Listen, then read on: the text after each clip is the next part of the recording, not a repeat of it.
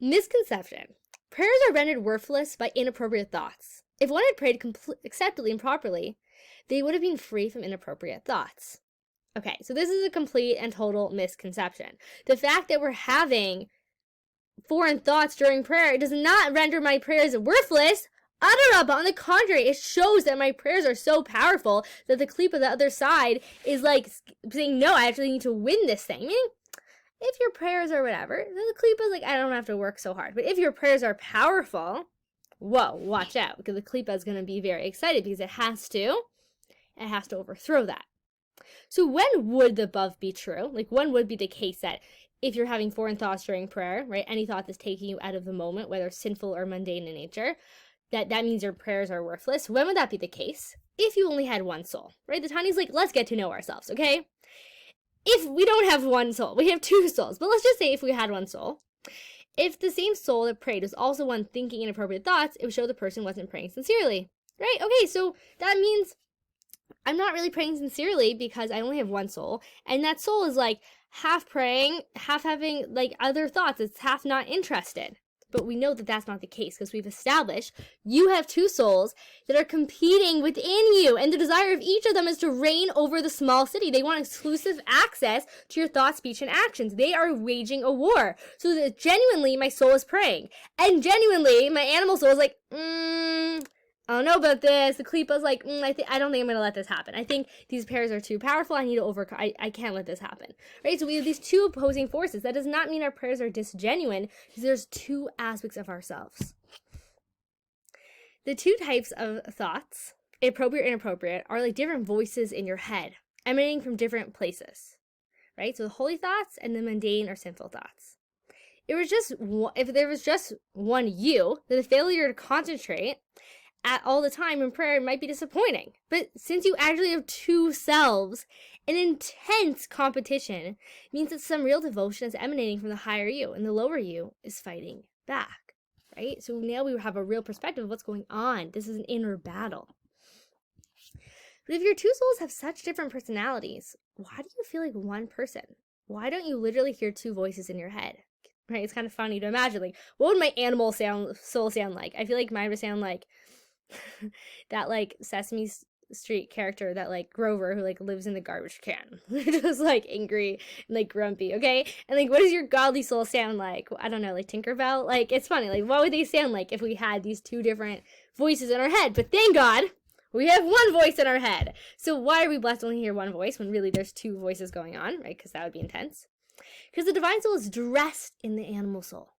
The divine soul does not have direct access to the body and acts via the medium of the animal soul, into which it must dress. Therefore, your consciousness is uniform, and not sense the presence of two souls. Because whenever the divine soul is speaking through the garb of the animal soul. And so we only hear one voice. Otherwise, I think that would be a little bit much. Okay.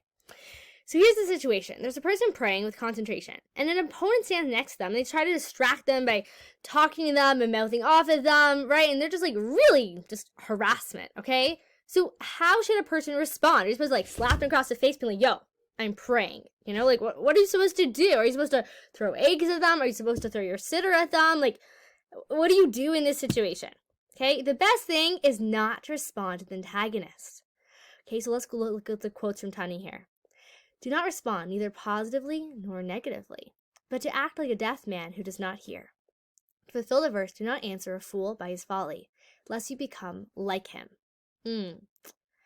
Some things don't deserve the dignity of a response, right? What's going to happen is that if I'm going to start wrestling with someone who's muddy, I'm going to get muddy too. So even if I win, I lost because I'm already muddy, right? It's not worth it. It doesn't deserve the dignity. Here I am in the spiritual heights, and I'm going to be like distracted by this part of me that's trying to distract myself, and I'm going to start fighting with it. Like, okay, yes, we might be distracted, but I'm going to start fighting with it and like getting annoyed at it and getting angry and be like, oh, why am I having this Makshavazara? What's wrong with me? Makshavazara, go away. Like, no, I'm wrestling with myself. Just ignore the thought. Push it away with two hands and go back to prayer. As soon as I start cycling, and I was like, why is this thought coming to me? And what's wrong with me?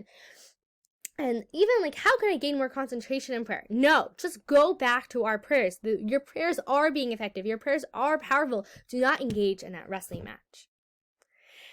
Now that I know how not to react, right? I know what not to do, not to engage. What should I do? Quote, act as if you were unaware of the inappropriate or machshava zara thoughts that popped into your head. Act as if you're unaware of these foreign thoughts.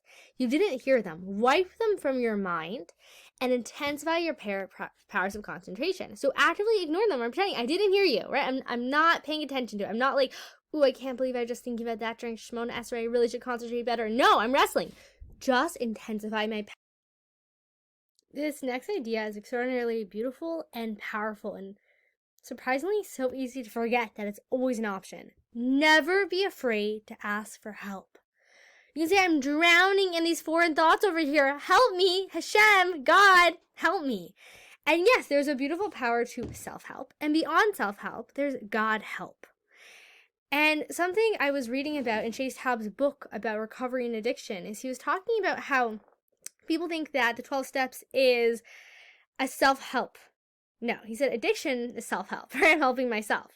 It's God help. It's I need help from a higher power. And to have the humility to be able to say that is life-changing. And so this is what the Alter Rebbe is saying that we can do. He says, in the case you find it hard to wipe away these foreign thoughts from your mind, because they intrude on your mind with a great force, then humble yourself before God. There's no need to interrupt your words of prayer, right? We're not getting caught up in it. Just implore God in your mind. Implore Him to have pity on you, great pity, like the pity of a father on his child, right? That level of compassion. Implore God to have the same compassion on your divine soul, which is derived from Him, to save your soul from the raging waters of your turbulent mind, which is constantly stirred by the animal souls, right? All these foreign thoughts. Implore Him to do it not for your merit, not because I'm worthy, not because God should save me, and not because I have rights, no.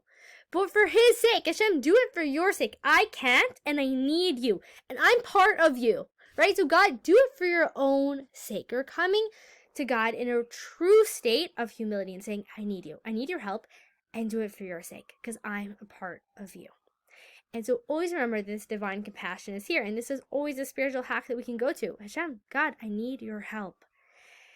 And this isn't weakness. This is actually one of the greatest of human strengths. Thanks for taking the time to explore today's Tanya together.